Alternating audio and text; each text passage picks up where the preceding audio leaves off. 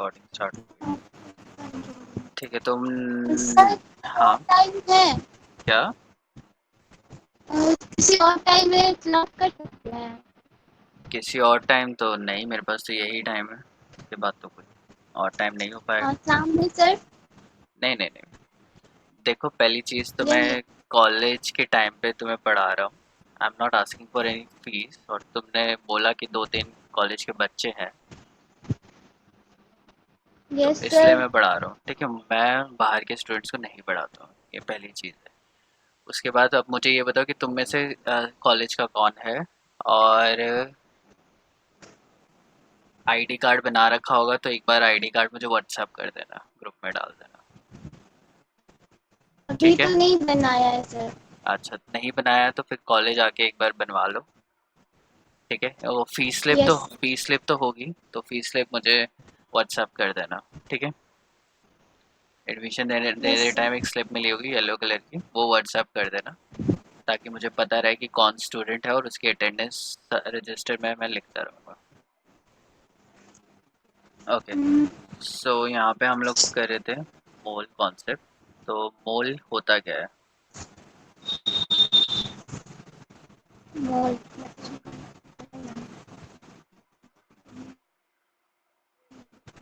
Sir unit of वो atom का। हाँ हाँ, रुको मैं एक सेकंड बता रहा हूँ, ये मेरा फिर से हैंग कर रहा है। कुछ आ ही नहीं रहा। हाँ हाँ, अभी अभी आएगा, एक मिनट रुको। ये तो मेरे ये ब्लू कलर का सर्कल दिख रहा है स्क्रीन पे।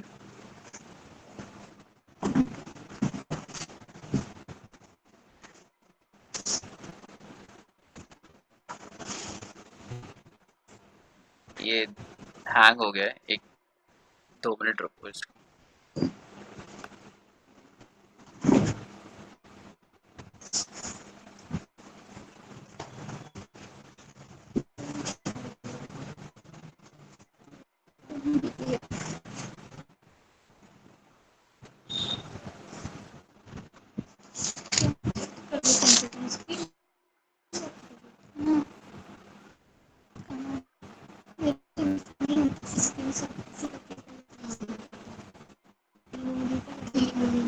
सैमसंग।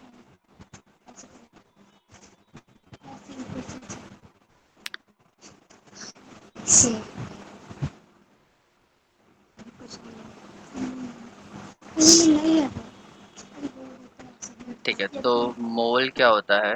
मोल, 1 मोल अगर हम लोग सब्सटेंस बोलते हैं तो मोल इज अ क्वांटिटी। ठीक है, एक मेजरमेंट है, और मेजरमेंट किस तरीके से हम लोग लेंगे, उसकी एक यूनिट है 1 मोल। ठीक है, तो ये है यूनिट ऑफ अमाउंट। दिख रहा है अब तुम लोगों को?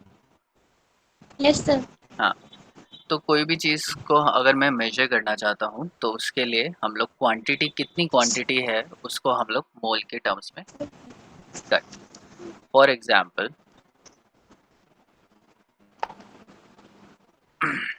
अगर तुम शुगर मार्केट से खरीदने जाओ तो उस तुम क्या बोलोगे? 1 kg और ½ kg शुगर चाहिए। ठीक है, 10 kgs 20 kgs होती है। तो ये क्या है? मेजरमेंट्स है, और मेजरमेंट केजी में हम लोगों ने किया है। केजी क्या है? किलोग्राम। ठीक है, तो ग्राम एक स्मॉल यूनिट है और किलोग्राम एक बड़ी यूनिट है, और kilo stands for 10⁻³ so 1 kg is equals to 10⁻³ grams होता है। ये तुम लोगों को ऑलरेडी पता होगा। यस। तो अगर मुझे किसी भी चीज़ की क्वांटिटी या अमाउंट फाइंड आउट करनी हो, ठीक है, तो मुझे कैसे पता चलेगा कोई चीज़ कम है या कोई चीज़ ज़्यादा है? मैं उसको एक न्यूमेरिकल वैल्यू में डिस्क्राइब करूँगा, और न्यूमेरिकल वैल्यू में डिस्क्राइब करने के बाद मैं 2 चीज़ों को कंपेयर कर सकता हूँ कि ये चीज़ ज़्यादा है और ये चीज़ कम है। ओके। सो अगर मेरे पास शुगर है 0.5 ग्राम एंड एक साइड शुगर है 1 kg, तो ऑब्वियसली 1 kg क्या होगी? ज़्यादा होगी as compare to 0.5 gram. But in order to do so, इसको करने के लिए हमें क्या करना पड़ेगा? यूनिट्स देखनी पड़ेगी। ठीक है, ये यूनिट है ग्राम और ये यूनिट है किलोग्राम। तो पहली चीज़ जो यूनिट होनी चाहिए वो हमें पता होनी चाहिए, और यूनिट कन्वर्जन हम लोग को अच्छे से आना चाहिए। अब ये 0.5 ग्राम है और ये 1 केजी है, तो पहले मैं दोनों यूनिट्स को सेम रखूँगा और जब कंपैरिज़न होगा वो दो ऐसी चीज़ के बीच में होता है जो सिमिलर हो, ठीक है? यूनिट्स को हमेशा सेम रखना है, उसके बाद हम लोग कंपैरिज़न करेंगे। So 1 kilogram is equals to 1000 grams होता है, तो केजी की जगह मैं क्या रखूँगा 1000 ग्राम। तो ऑब्वियसली मुझे यहाँ पे पता चल रहा है 1000 ग्राम इज़ ग्रेटर देन 0.5 ग्राम। 1000 ग्राम क्या है? ज़्यादा है 0.5 ग्राम से। तो मोल भी क्या है? मोल एक तरीके की यूनिट है, ठीक है? जिससे हम लोग फाइंड आउट करते हैं कि कितना अमाउंट सब्सटेंस है। ये जो मोल है, मोल इज एप्लीकेबल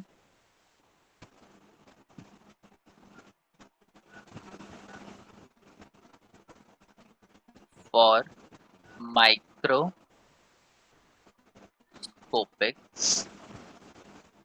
सब्सटेंस, ठीक है? तो माइक्रोस्कोपिक सब्सटेंस होगा, उसके लिए मोल जो यूनिट है वो एप्लीकेबल होती है। तो माइक्रोस्कोपिक सब्सटेंस का यहाँ पे क्या मतलब है? ठीक है, जो वर्ल्ड है वो दो पार्ट्स में डिवाइडेड है, एक है माइक्रोस्कोपिक और एक है मैक्रोस्कोपिक।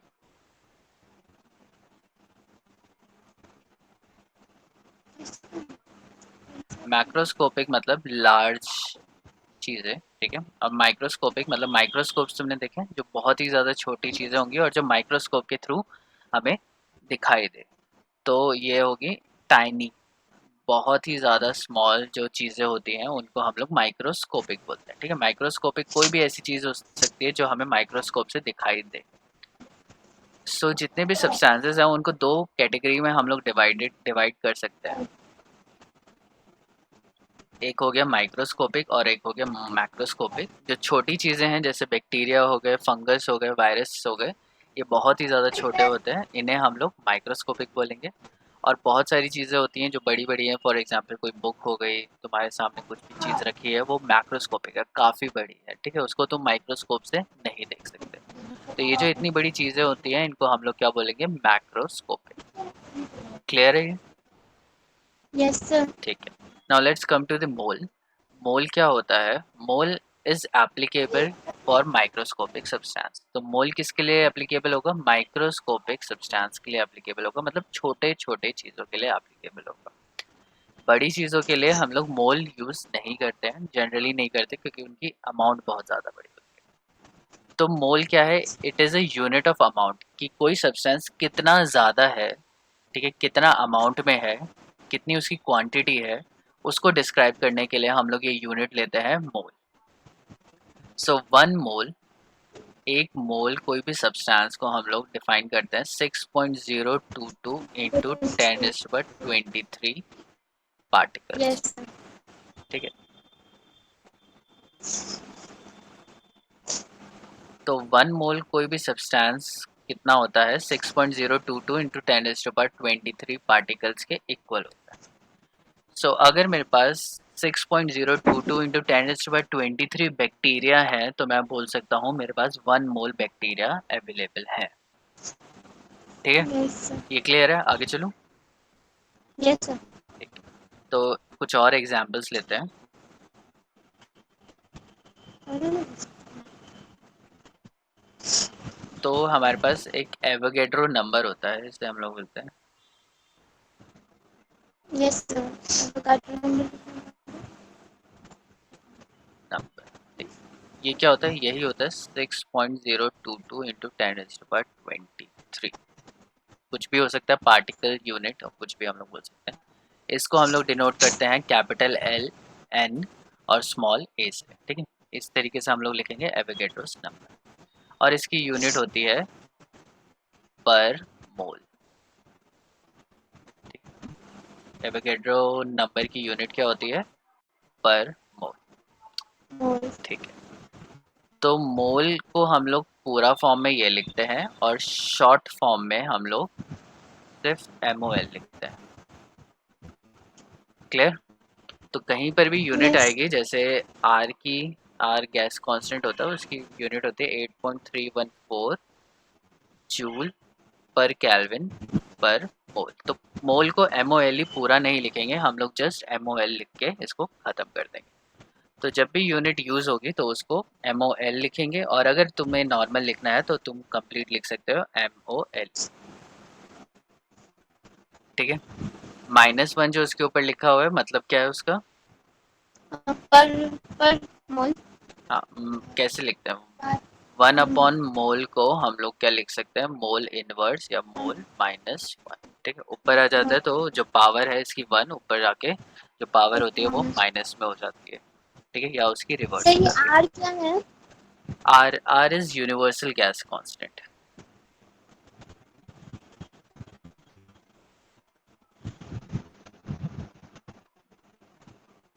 फिजिक्स में तुम लोग पढ़ोगे गैस कांस्टेंट की वैल्यू होती है, एक कांस्टेंट है जिसकी वैल्यू है R is equal to 8.314 joule पर केल्विन पर मोल। सर वो मेरा फिजिक्स नहीं है। फिजिक्स है ही नहीं? नो सर, उसके इधर एग्रीकल्चर है। अच्छा, ठीक है, फिजिक्स नहीं तो केमिस्ट्री में भी पढ़ोगे तो वहाँ पे भी मिलेगा R एक गैस कांस्टेंट होता है। ठीक है, ऐसी बहुत सारी वैल्यूज होती हैं जिसमें पर मोल आता है। मैं बस यहाँ पे बताना चाह रहा था कि मोल को जब यूनिट की फॉर्म में यूज़ करते हैं तो सिर्फ MOL लिखते हैं और E को हटा देते हैं। क्लियर? सो अगर यस मैं सर। बोलूँ मेरे पास है 6.022 इंटू 10⁻23 वायरस मेरे पास एक डिश के अंदर रखे हुए हैं, तो इसको मैं बोल सकता हूँ मेरे पास क्या है? 1 मोल ऑफ वायरस। ठीक है, वायरस क्या है? वायरस तुम्हें पता ही है क्या होता है। और वो जो वायरस होते हैं वो माइक्रोस्कोपिक होते हैं, माइक्रोस्कोपिक ऑर्गेनिज्म है, माइक्रोस्कोप से देखे जा सकते हैं। तो अगर ये इतनी क्वांटिटी में है तो उसको मैं क्या यूज बोल सकता हूँ? मेरे पास 1 मोल ऑफ वायरस है। दूसरा करते हैं शुगर क्रिस्टल। शुगर क्रिस्टल्स क्या होते हैं? चीनी के जो क्रिस्टल्स होते हैं, छोटे छोटे दाने जो होते हैं, उसको हम लोग शुगर क्रिस्टल बोलते हैं। अगर मैंने तुम्हें बोला कि मेरे पास है 6.022 इंटू 10⁻23 क्रिस्टल, ठीक है, तो उसको मैं क्या लिख सकता हूँ? 1 mole of 1 mole. Sugar crystal.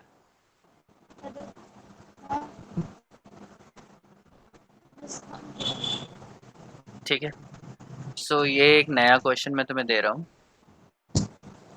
अगर मेरे पास if I have 3.011 into 10⁻23 sugar crystals, अगर मेरे पास 3.011 इंटू 10⁻23 शुगर क्रिस्टल्स हैं, देन कन्वर्ट इनटू मोल्स। ठीक है, तो इसको क्या करना है? मोल्स में कन्वर्ट करना है। तो मैंने तुम्हें बता दिया कि इतने मेरे पास शुगर क्रिस्टल्स हैं। अब तुम मुझे बताओ कि कितने मोल ऑफ शुगर क्रिस्टल्स हैं मेरे पास, कैसे करोगे? Half mole sir. Half mole होगा। ठीक है, तो ये कितना है? 0.5 मोल्स हमारे पास क्या है? Sugar crystal. कैसे करेंगे? तो डिवाइड कर देंगे। सो यूनिटरी मेथड यूज करेंगे हम लोग। तो 1 मोल किसके इक्वल होता है? 6.022 इंटू 10⁻23 यूनिट्स के इक्वल होता है। ठीक है, तो मैं इसको क्या यूज़ कर लेता हूँ? कन्वर्जन फैक्टर की तरह यूज़ करता हूँ। ठीक है, तो हमारे चैप्टर में हमें यूनिटरी मेथड नहीं दिया है, हमें दिया है कन्वर्जन फैक्टर। तो यूनिट्स को जब भी हम लोग एक यूनिट को दूसरी यूनिट में चेंज करते हैं तो हमें रिक्वायर्ड होता है कन्वर्जन फैक्टर। अब ये कन्वर्जन फैक्टर है क्या? तो ये हो गया left hand side and this is your right hand side. ठीक है, इसको क्या कर सकते हैं? मैं इसको कर लेता हूँ 1 mole divided by 6.022 into 10⁻23 unit. तो राइट हैंड साइड पे क्या बचेगा? 1 बचेगा, और ये यूनिट कन्वर्जन के लिए कन्वर्जन फैक्टर है। इसे हम लोग बोलेंगे conversion factor.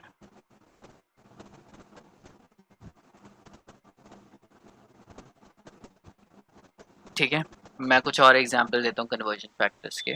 For example 1 kg 1 kilogram क्या होता है, 1000 ग्राम के इक्वल होता है। तो तुम्हें क्या करना है, इसको नीचे लेके जाना है।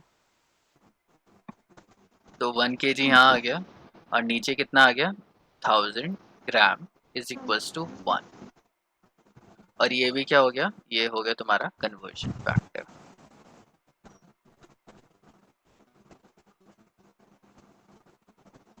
ये समझ में आया? तो अगर मुझे कन्वर्जन फैक्टर निकालना है मीटर और सेंटीमीटर का, तो मैं वो लिख सकता हूँ 1 metre is equals to 100 centimetre. तो इसमें कन्वर्जन फैक्टर क्या होगा, 1 metre divided by 100 centimetre is equals to 1। और इसको मैं क्या लिख सकता हूँ, कन्वर्जन फैक्टर।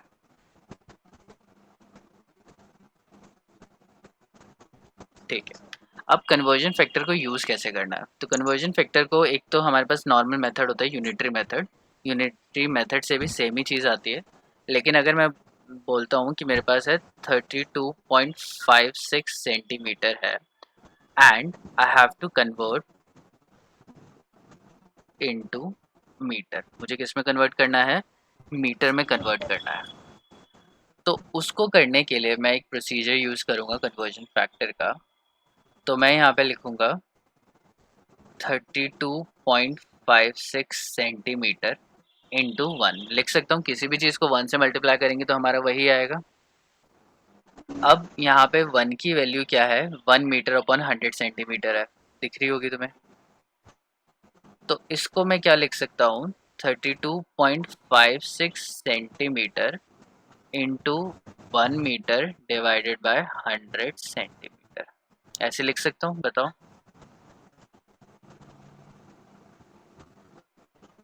Yes, हाँ बताओ, लिख सकते हैं या नहीं लिख सकते? कंफ्यूजन है सर। हाँ, थोड़ा तेज बोलो, मुझे सुनाई नहीं दिया। फिर से बताइएगा। फिर से बताओ।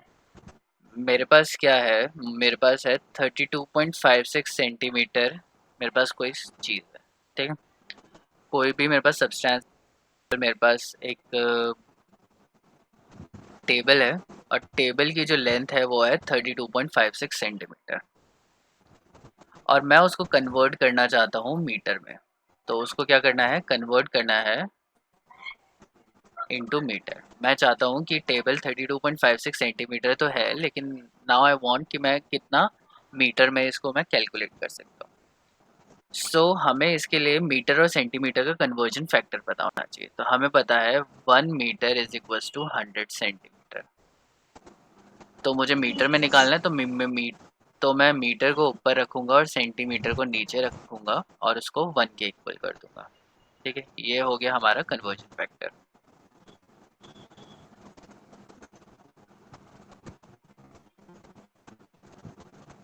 इतना तो क्लियर होगा। Yes sir. अब यहाँ पे मैंने क्या किया है, ये लिखा हुआ था 32.56 सेंटीमीटर, ठीक है, इसको मैं 1 से मल्टीप्लाई कर सकता हूँ। यस। अब मैंने 32.65 सेंटीमीटर को 1 से मल्टीप्लाई कर दिया, और ये जो 1 की जो वैल्यू है वो मैं कन्वर्जन फैक्टर देख लेता हूँ। कन्वर्जन फैक्टर क्या है, 1 मीटर को 100 सेंटीमीटर से मैं डिवाइड करूंगा तो कितना आता है, 1 आता है, ठीक है। यस। तो इस 1 की वैल्यू क्या है, 1 मीटर डिवाइडेड बाय 100 सेंटीमीटर। तो मैंने क्या किया, इसको नीचे लिख देता हूँ, 32.56 सेंटीमीटर को मैंने क्या किया, 1 मीटर डिवाइडेड बाय 100 सेंटीमीटर लिख दिया, 1 मीटर। ये क्लियर हो गया। Yes sir. कन्वर्जन फैक्टर को मैंने यहाँ से लिया और यहाँ पे सब्स्टिट्यूट कर दिया। अब मैं सब्स्टिट्यूट करूँगा तो अब मुझे क्या काटना है, यूनिट्स काटनी है। तो सेंटीमीटर ऊपर है और सेंटीमीटर नीचे, कट जाएगा, ठीक है। और इसको क्या बचा, ये बचा 32.56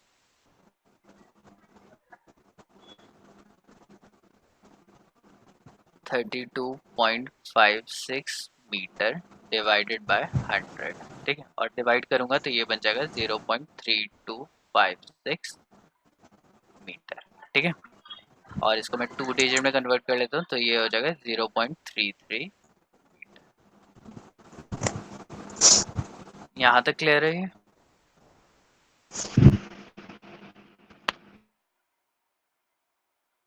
बताओ। Yes sir. तो अब मैं, यस सर। ओके,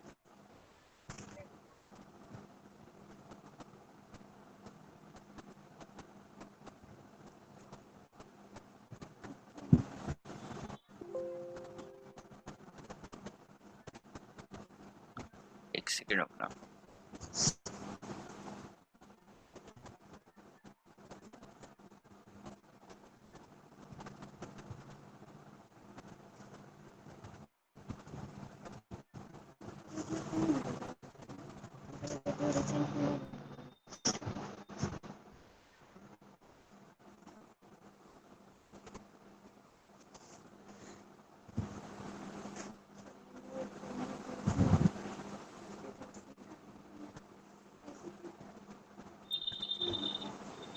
सर हम्म।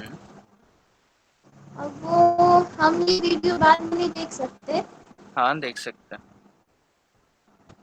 मिल जाएगा ना? हाँ हाँ। क्लास वर्क में सर?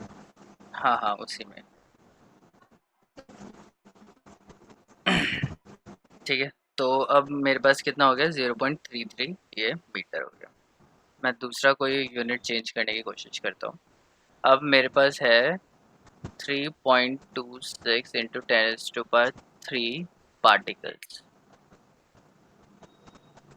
ऑफ इलेक्ट्रॉन, या मैं इतना बोल रहा हूँ, इतना इलेक्ट्रॉन्स है मेरे पास।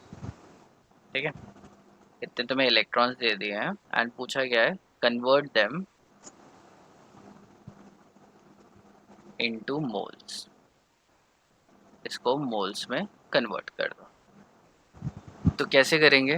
हमें पता है 1 मोल किसके इक्वल होता है, 6.022 इंटू 10⁻23 पार्टिकल्स के इक्वल होता है, या यूनिट लिख देते हैं, ज़्यादा बेटर रहेगा। ठीक, तो इसको मैं कन्वर्जन फैक्टर में अगर कन्वर्ट करूँ तो यहाँ पे आएगा 1 mole divided by 6.022 into 10⁻23 unit is equals to 1। तो मैंने क्या किया, राइट हैंड साइड से इसको नीचे लेके आ गया, तो 1 मोल डिवाइडेड बाई ये हो गया, और ये किसके इक्वल हो गया, 1 के इक्वल हो गया, और इसको हम लोग बोलेंगे कन्वर्जन फैक्टर।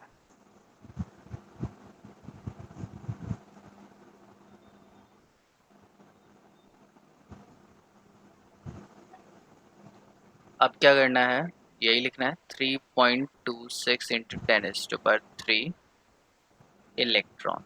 ठीक है, अब इसके साथ मैं क्या मल्टीप्लाई कर सकता हूँ, 1 मल्टीप्लाई कर सकता हूँ, 1 को मल्टीप्लाई करने से कोई फर्क नहीं पड़ता। 3.26 into 10⁻³ electron is equals to 1 mole, multiply आएगा इधर 6.022 इंटू 10⁻23 यूनिट्स ऑफ इलेक्ट्रॉन। तो इलेक्ट्रॉन से इलेक्ट्रॉन कट जाएगा और लास्ट में तुम्हारा क्या बचेगा, 1 मोल। तो इसको मल्टीप्लाई डिवाइड करके बताओ कितना आंसर आ रहा है। इसको डिवाइड करो 3.26 को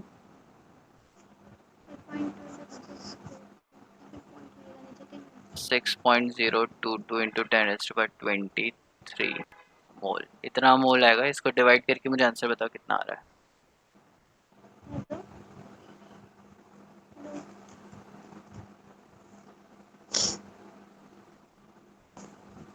कैलकुलेटर से कर सकते हो, हाथ से नहीं करना।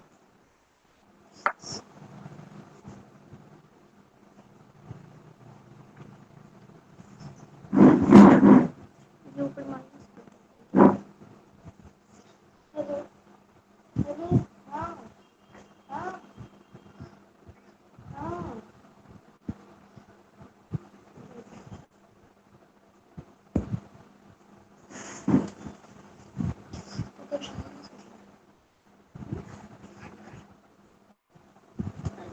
ये ऊपर माइनस हो जाएगा, ये ऊपर है ना, माइनस होगा नीचे।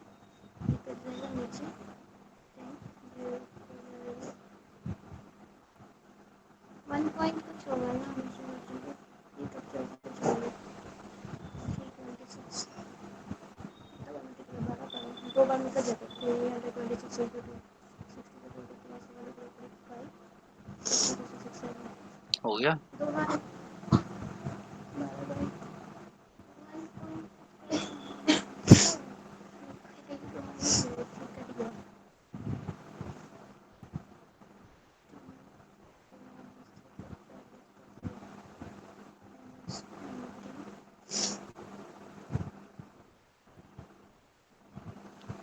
बताओ कितना आया।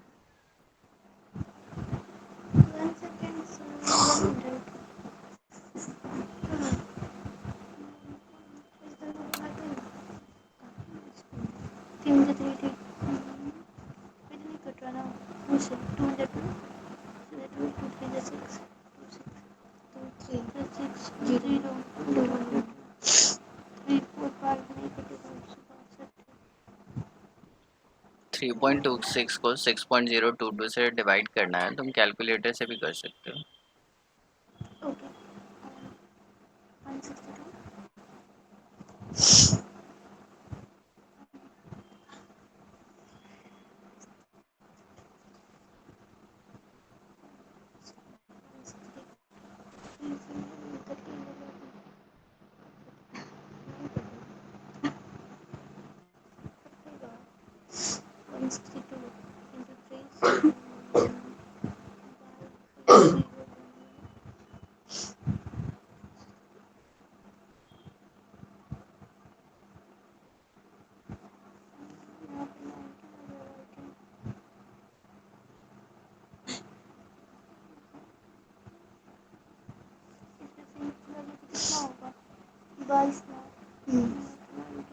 कितना आया।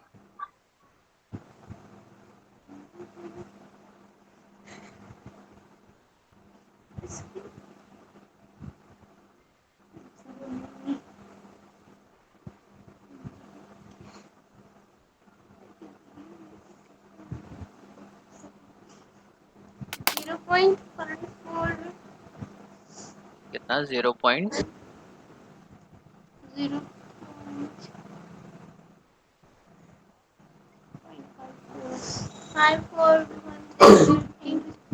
0.54 13 into 10 to the power 20 नहीं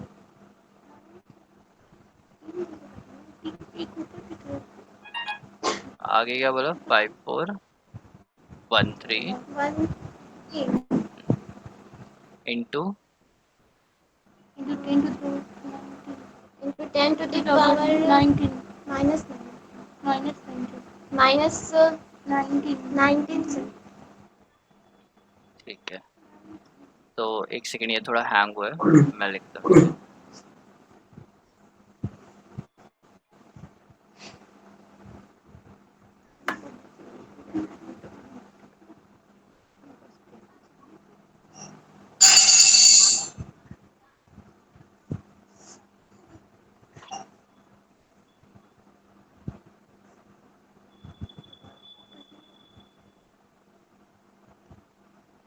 इंटू 10⁻⁻19, ठीक है। तो मैं इसको यहाँ से 2 हटाता हूँ और 326 को 6.02 से डिवाइड करता हूँ। 5413 तो आ ही जाएगा। सो 326 divided by 602, 326 divided by 602, which comes out to be 0.5415। ठीक है, चलो इतना ठीक है।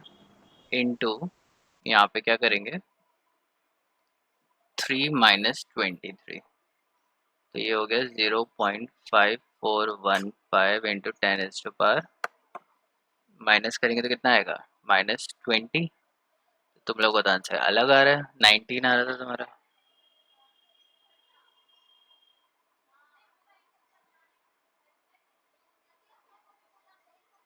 तो अब क्या करेंगे, इसको इधर लेके जाएंगे। 5.415 इंटू 10⁻⁻, इधर इसे मैंने 10 से मल्टीप्लाई किया तो -21 आंसर आएगा। ठीक है, तो इसका मतलब क्या है, 3.26 इंटू 10⁻⁻, 3 इलेक्ट्रॉन्स किसके मोल कितने मोल्स के इक्वल है, इज इक्वल्स टू 5.415 इंटू 10⁻21 मोल के इक्वल है। ये क्लियर है?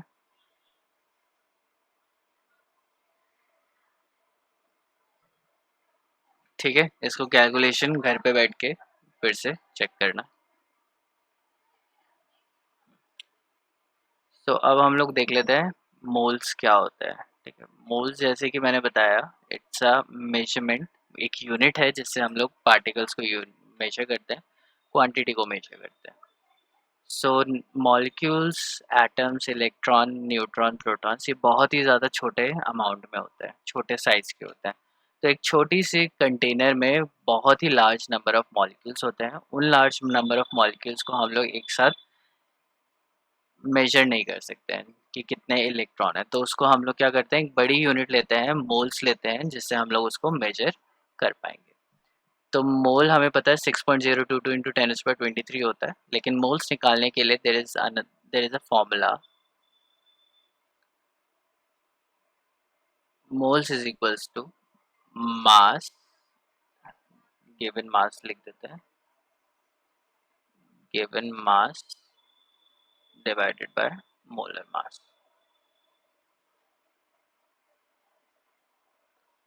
तो मोल्स का ये फॉर्मूला है। अगर किसी भी कंपाउंड का मास और मोलर मास दे रखा है तो तुम इजीली फाइंड आउट कर सकते हो कि कितना मोलर मास है। फॉर एग्जांपल मैं बोलता हूँ कि मेरे पास कार्बन है जो कि 100 ग्राम, ठीक है। तो मुझे निकालने हैं कि कितने मोल्स कार्बन है। तो मुझे यहाँ पे क्वेश्चन में क्या निकालना है, मोल्स निकालना है, मोल्स ऑफ कार्बन, कितना कार्बन है, ठीक है। और साथ में हमें पार्टिकल्स भी निकालना है, एटम्स निकालने हैं, ठीक है, number of carbon atoms.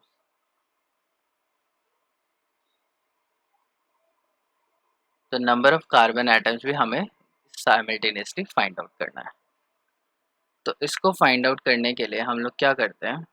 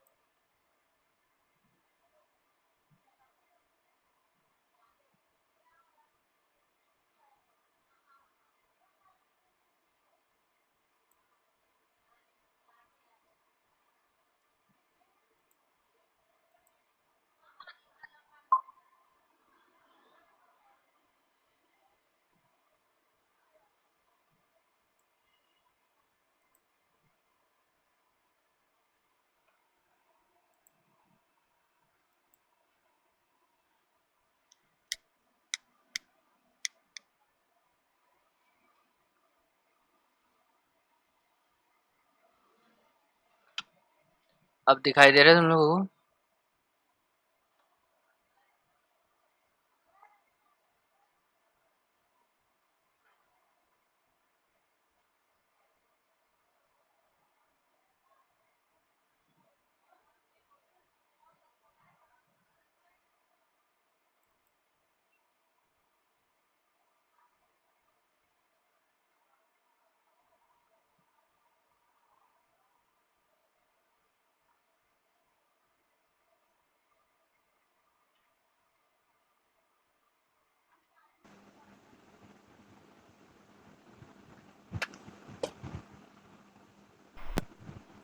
Sir. हाँ, दिखाई दे रहा है।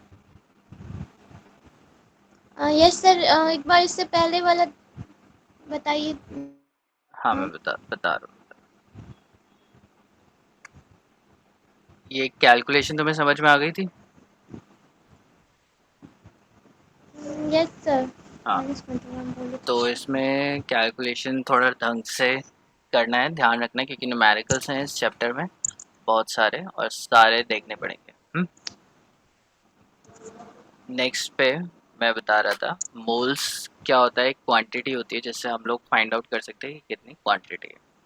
और कोई भी एलिमेंट या कोई भी चीज़ है, उसका मास और उसके मोलर मास से हम लोग कोई भी एलिमेंट के मास और मोलर मास के हिसाब से हम लोग number of moles find out कर सकते हैं। सो ये फॉर्मूला है, moles is equals to given mass divided by molar mass. दिख रहा होगा तुम्हें? यस तो सर। अगर किसी भी चीज़ का मुझे मास पता है और किसी भी चीज़ का मुझे मोलर मास पता है, तो मैं इजीली फाइंड आउट कर सकता हूँ कि कितने मोल्स हैं मेरे पास उस कंपाउंड के। तो मैंने एक एग्जांपल लिया है कि मेरे पास कार्बन है 100 ग्राम। ठीक है, 100 ग्राम मेरे पास कार्बन है। अब मुझे पता करना है कि इसके अंदर कितने कार्बन के एटम्स हैं, और साइमल्टेनियसली मुझे पता करना है कितने मोल कार्बन ये है।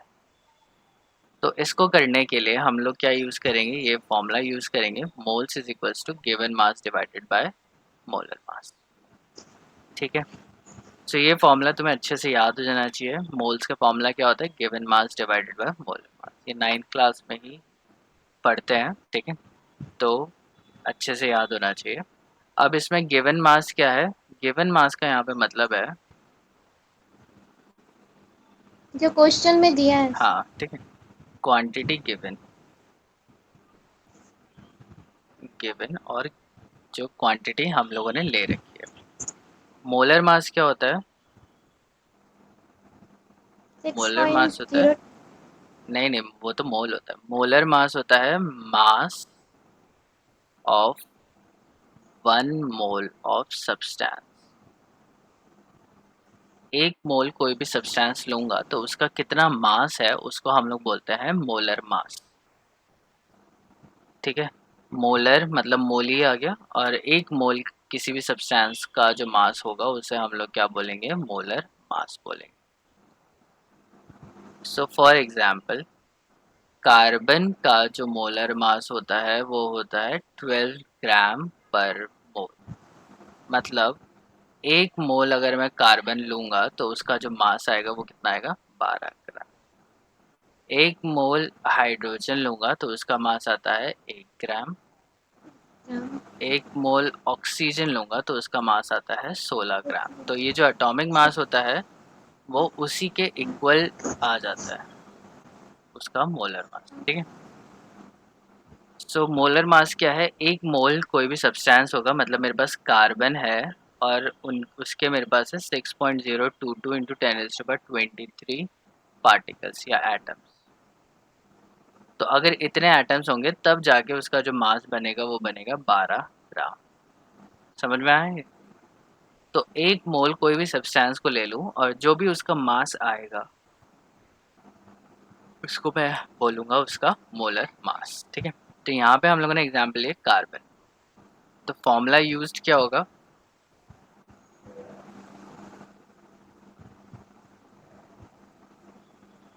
फॉर्मूला यूज्ड है गिवन मास डिवाइडेड बाय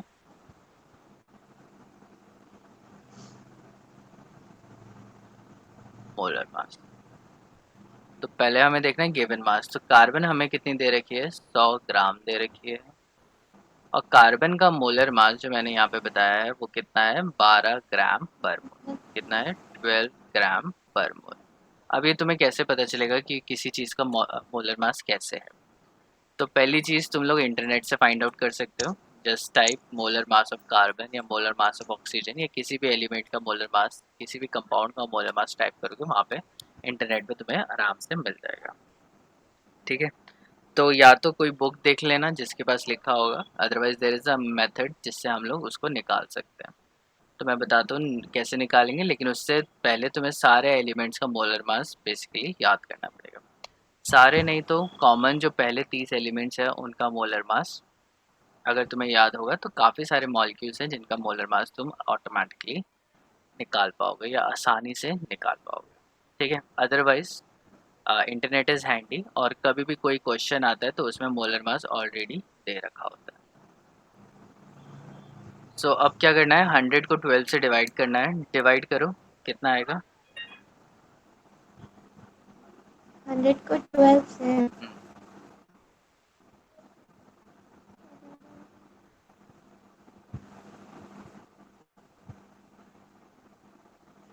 सो ये आता है 8.33। 8 ठीक है, ये आएगा। अब तुम्हें यहाँ पे देखना है कि जब भी केमिस्ट्री में क्वेश्चंस किए जाते हैं, केमिस्ट्री या साइंस में क्वेश्चन किए जाते हैं तो यूनिट्स को काटा जाता है। तो ऊपर ग्राम है, नीचे ग्राम है, ग्राम से ग्राम कट जाएगा और ये क्या है, मोल इनवर्स। तो ऊपर जाके ये क्या होगा, इसकी यूनिट वापस चेंज हो जाएगी और ये क्या बन जाएगा, मोल बन जाएगा। ठीक है, तो 100 ग्राम ऑफ कार्बन में कितने मोल्स होते हैं, 8.33 मोल होते हैं। तो पहला क्वेश्चन जो क्वेश्चन 1 था ये तो हमारा हो गया कि मोल्स ऑफ कार्बन हमें निकालने थे। The second question is number of carbon atom. अब इसके अंदर कितने कार्बन एटम होंगे, तो उसके लिए मैं क्या करूँगा, यहाँ लिख दो। मेरे पास है 8.33 मोल्स ऑफ कार्बन। इतने मोल्स कार्बन है मेरे पास, दे रखा है। अब मुझे इसे क्या करना है, नंबर ऑफ पार्टिकल में कन्वर्ट करना है। तो मुझे पता है 1 मोल किसके इक्वल होता है, 6.022 इंटू 10⁻23। ठीक है, 23 एटम्स के इक्वल होगा। तो मैं वही यूज़ करूँगा।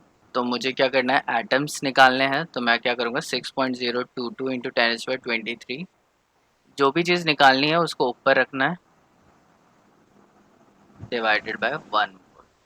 ठीक है, और दूसरे को नीचे लेके 1 के इक्वल कर देना है। और ये बन गया हमारा कन्वर्जन फैक्टर।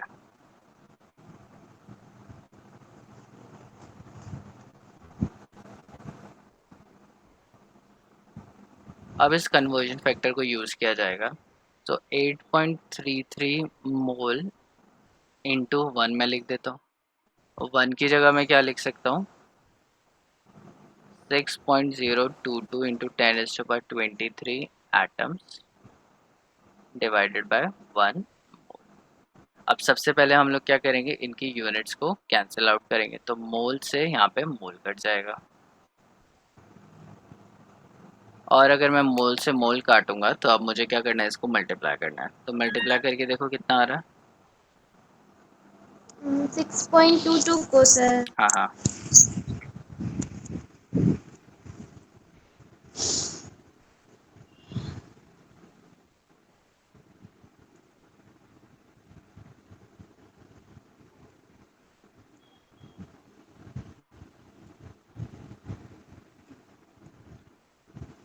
51.83 176 कितना आ रहा है, 51.83।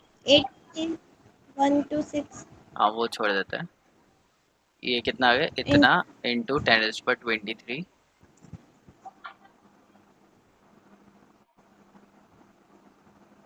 इतना ही आ रहा है। Yes sir. ठीक है, इतना एटम्स आ गए। ठीक है, सो 100 gram of carbon contains 51.83 into 10⁻23 carbon atom. समझ में आई? Yes sir.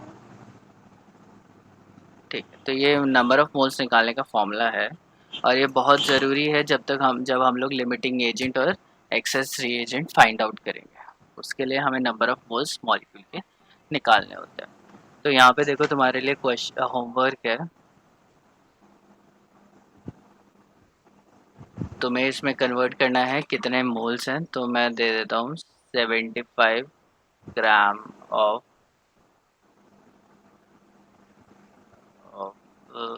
फॉस्फोरस, हाइड्रोजन देते हैं, हाइड्रोजन गैस। और इसमें से जो मोलर मास है इसका है 2 ग्राम पर मोल। एक मोल में 2 ग्राम होता है। दूसरा है 97 ग्राम ऑफ सोडियम। ठीक है, 97 ग्राम है सोडियम का, और इसका मोलर मास है 23 ग्राम पर मोल। ठीक है, तो ये तुम्हारे पास दो क्वेश्चंस हैं। इन दो क्वेश्चन को सॉल्व करना। इसमें तुम्हें निकालना क्या है, तुम्हें फाइंड आउट करना है नंबर ऑफ मोल्स,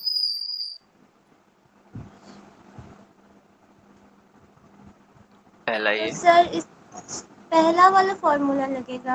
हाँ हाँ, नंबर ऑफ मोल्स तुम फाइंड आउट करोगे, given mass upon molar mass. Given मास है, मोलर मास है, जैसे मैंने ये किया है यस। वैसे ही वो होगा। Yes sir.